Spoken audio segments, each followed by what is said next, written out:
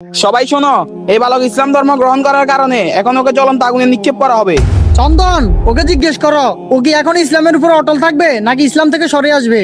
রাজা কৃষ্ণচন্দ্র, আমি আগুনের মধ্যে জ্বলতে রাজি আছি, তারপরও আমি ইসলাম থেকে সরে আসবো না, কারণ আমি আমার আল্লাহকে ভয় পাই। এখনই ওকে আগুনে নিক্ষেপ করো। যা, এবার আগুনে পুড়। হে আল্লাহ, তুমি আমাকে রক্ষা করো। রাজা কৃষ্ণচন্দ্র, ওই বালককে আগুনে নিক্ষেপ করার পরেও ওর শরীরে কোনো ক্ষয়ক্ষতি হচ্ছে না, বরং ও ওখানে বসে বসে ওর খোদার ইবাদত করতেছে। কি বলতেছে এসব? আচ্ছা চলো দেখি। এই দেখেন রাজা কৃষ্ণচন্দ্র। এই বালক, তুমি এমন কি জাদু জানো যে আমার উত্তপ্ত আগুনে তোমার কোনো ক্ষয়ক্ষতি হয়নি? রাজা কৃষ্ণচন্দ্র, এটা কোনো জাদু না, এটা আমার আল্লাহর কুদরত। কি, তোমার আল্লাহ এত মহান?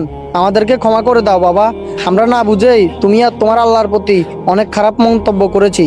ক্ষমা আমার কাছে না, ক্ষমা আমার আল্লাহর কাছে চান, আল্লাহ অবশ্যই তোমাদেরকে ক্ষমা করে দিবে।